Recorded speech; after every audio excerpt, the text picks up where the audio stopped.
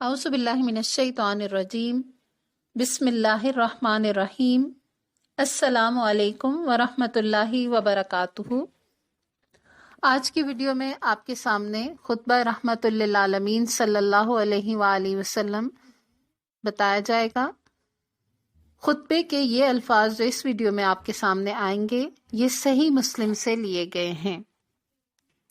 ان الحمد للہ نحمدہ ونستعینہ من یہدہ اللہ فلا مضل لہ ومن یضلل فلا ہادی لہ واشہد ان لا الہ الا اللہ وحدہ لا شریک لہ واشہد ان محمدا عبدہ ورسولہ، اما بعد فإن خیر الحدیث کتاب اللہ وخیر الہدی ہدی محمد صلی اللہ علیہ وسلم وشر الامور محدثاتها وکل بدعۃ ضلالہ۔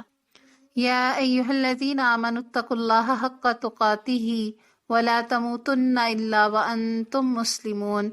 یا ایہا الناس اتقوا ربکم الذی خلقکم من نفس واحدہ وخلق منها زوجها وبث منہما رجالا کثیرا ونساء واتقوا اللہ الذی تساءلون به والارحام ان اللہ کان علیکم رقیبا۔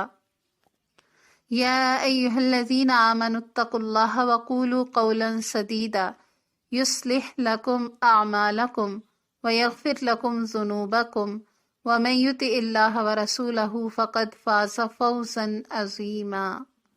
اس کا ترجمہ یہ ہے، بلا شبہ سب تعریفیں اللہ کے لیے ہیں، ہم اس کی تعریف کرتے ہیں، اس سے مدد مانگتے ہیں۔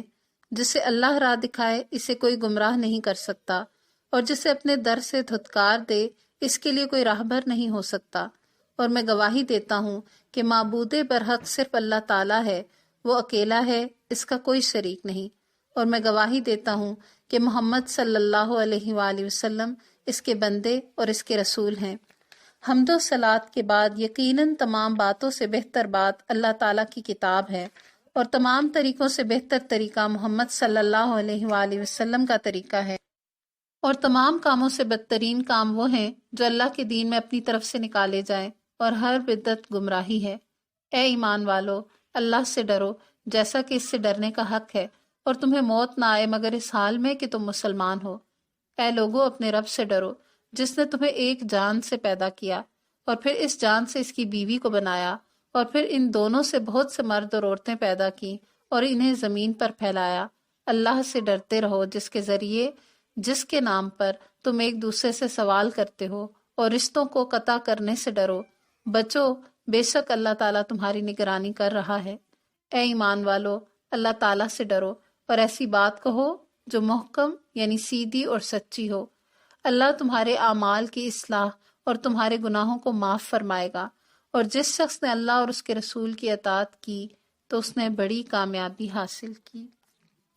یہ خطبہ نکاح، جمعہ اور عام وعظ و ارشاد یا درس و تدریس کے موقع پر پڑھا جاتا ہے۔ اسے خطبہ حاجت کہتے ہیں۔ اسے پڑھ کر آدمی اپنی حاجت اور ضرورت بیان کرے۔ صوبہ کہتے ہیں کہ میں نے ابو اسحاق سے دریافت کیا کہ آیا یہ خطبہ نکاح ہے یا کچھ اور ہے؟ انہوں نے جواب دیا، یہ ہر ضرورت کے لیے ہے۔ اس خوبصورت خطبے کو پڑھنے اور دیکھنے کے بعد ہم بھی اللہ سبحانہ تعالیٰ سے یہ دعا کرتے ہیں کہ ربنا آتنا فی الدنیا حسنۃ وفی الآخرۃ حسنۃ وقنا عذاب النار۔ کہ ہمارے رب ہمیں دنیا کی بھی بھلائیاں عطا فرما اور آخرت کی بھی بھلائیاں عطا فرما، اور آگ کے عذاب سے ہمیں بچا لے، آمین۔ جزاک اللہ خیر، والسلام علیکم ورحمۃ اللہ وبرکاتہ۔